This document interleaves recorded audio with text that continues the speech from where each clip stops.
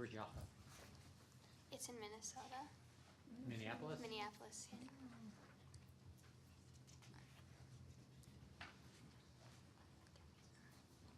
Is it an afternoon school or a day It's school?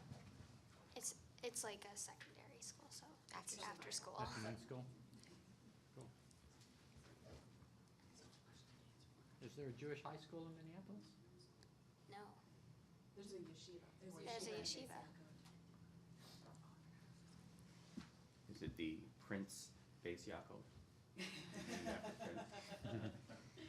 would be quite amazing.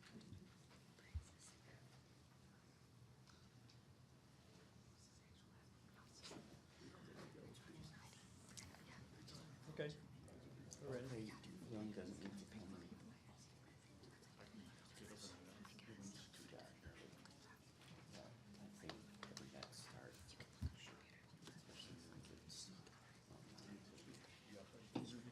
Yeah.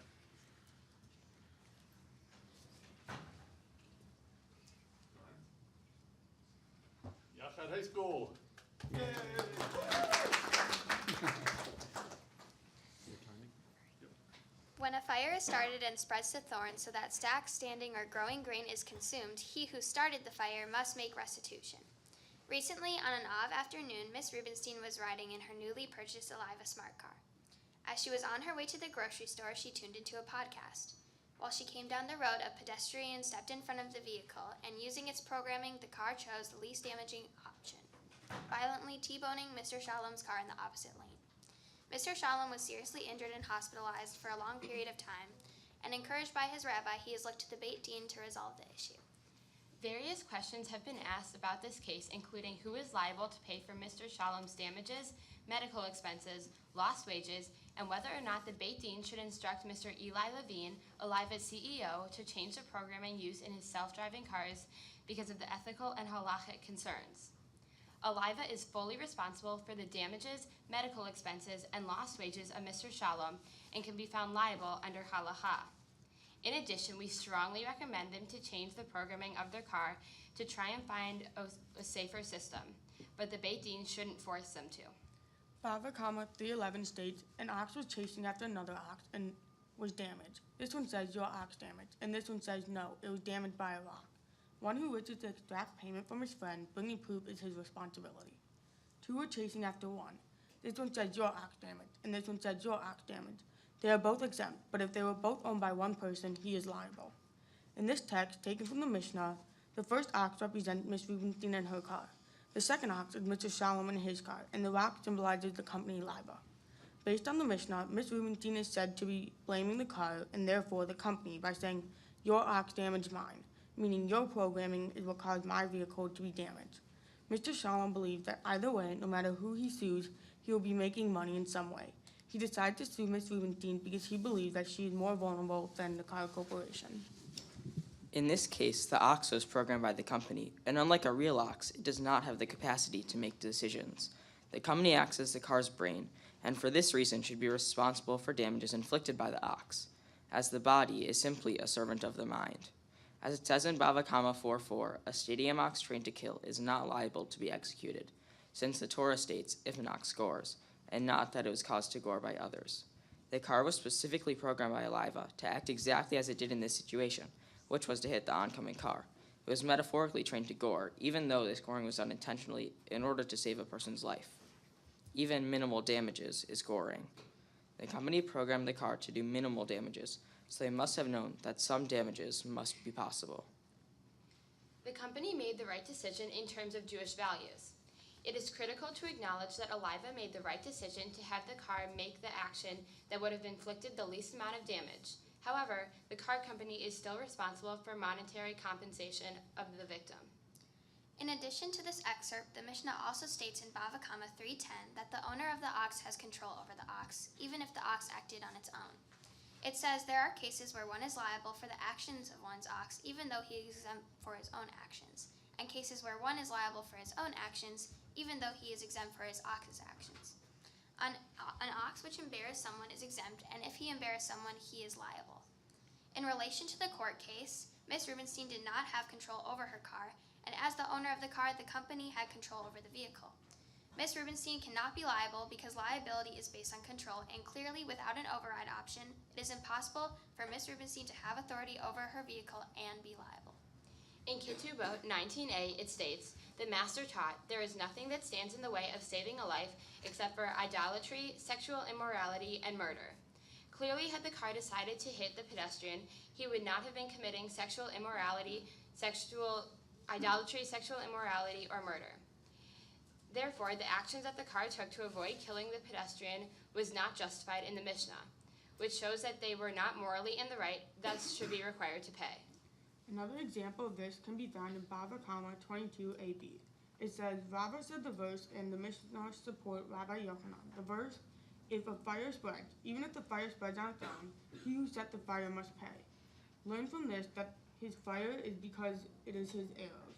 In this case, the car is the fire, and so the company started the fire by making the smart car.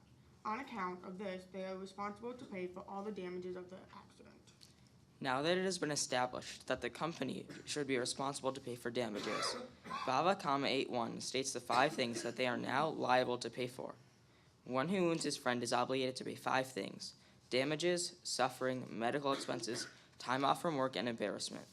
Consequently, the company will now need to pay for reparations for Mr. Shalom's hospital bills, and a new car, and money in order to make up for the work that he was not able to do.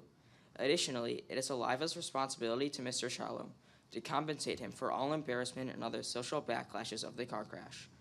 What this entails needs to be defined by Mr. Shalom, as only he can fully comprehend the full personal effects of the accident. The Beit Din should require Aliva to cooperate with Mr. Shalom. It is important to acknowledge that the compensation that must be paid for Mr. Shalom's damages are not punitive by any means. The damage that the company must pay for are entirely because the incident was caused by them, and not as a means of retribution for injuries and emotional tolls that this would have inflicted. There are many sources that one could use to argue that Ms. Rubenstein should in fact pay for the damages caused by the car accident. One may cite Bava Kama 2.6, a person is always considered warned whether accidental or intentional, whether awake or asleep. Many would argue that Ms. Rubenstein should have been warned that something like this could have happened. However, this is not a viable argument because Ms. Rubenstein had no control over the car at all. She had no part in the accident, rather just a passenger involved. The true car is the driver, and it should be warned, not the passenger inside. Her lack of control makes it so that Aliva Industries is at fault for the programming of the car and not Ms. Rubenstein. The emotional toll inflicted upon both Mr. Shalom and Ms. Rubenstein, and the fact that in reality they are both victims, furthermore promotes the liability of Aliva Industries. The full extent of damages must be paid by Aliva.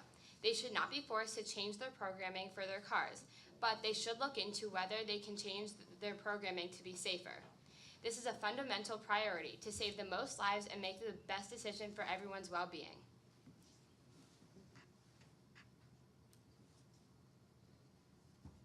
Thank you.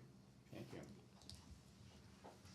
So, should Aliva Industries have programmed the car such that it hit the pedestrian?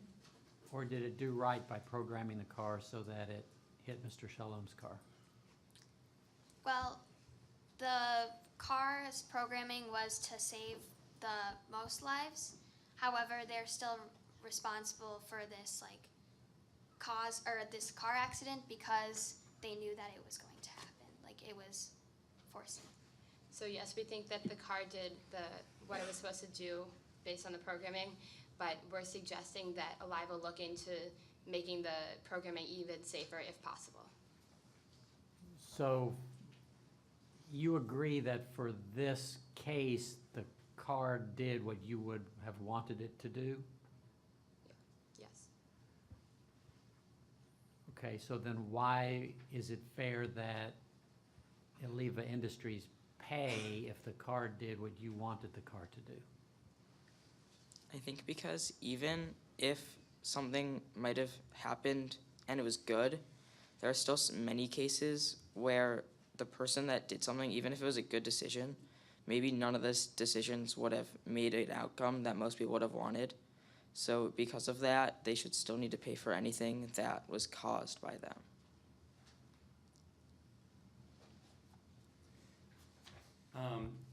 It wasn't clear to me how you were applying the Sugia, the source on the 2 oxes and the 1 ox. Could you clarify that for me? I think what we're trying to say is that Ms. Rubenstein, Mr. Shalom, and Aliva all disagree, and so during the car accident, the 2 cars are Mr. Shalom and Mr. Rubenstein, and the rock that Mr. Rubenstein is talking about is the Aliva Industries because they programmed the car, and so the car wasn't the direct cause of the accident, and the driver wasn't the direct cause of the accident. It was more the car's brain in this case, because it's a self-driving car, that caused the accident because it did all the actions. So the brain of the car / Aliva was more of the rock that caused the injury than the ox that was chasing the other ox? Yeah, So that's more of the rock? The cars that was the rock? the car's like brain is With the the rock, brains? Yeah, okay. So like the causing of the damages. Okay, that's helpful. And the other source and the application of which I wasn't quite sure was the Rambam's response to Ketubot 19a about the things that you can do to save a life, or the 3 things that you're not allowed to do to save a life: idolatry, sexual immorality, and murder. It wasn't clear to me how you were applying that in this case. Could you clarify that, please? I think what we're trying to say is we think based off of other texts that the pedestrian should not have been killed, but because they took means that were not allowed in order to save that person's life, they're going to be liable for all damages. How did they take means that were not allowed? And who's the they we're talking about? They being Aliva? Yeah. Okay, so we're saying that they shouldn't have avoided hitting the pedestrian because it wouldn't have been considered murder in that case. So it's not justified that they go out of the way and hit someone else in order to save the pedestrian's life.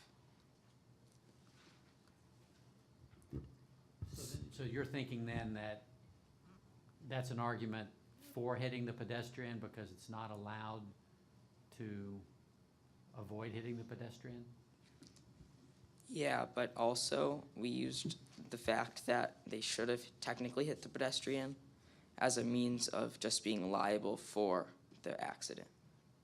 Could you bring that back to the text that you used in that argument, the novella of Rambam?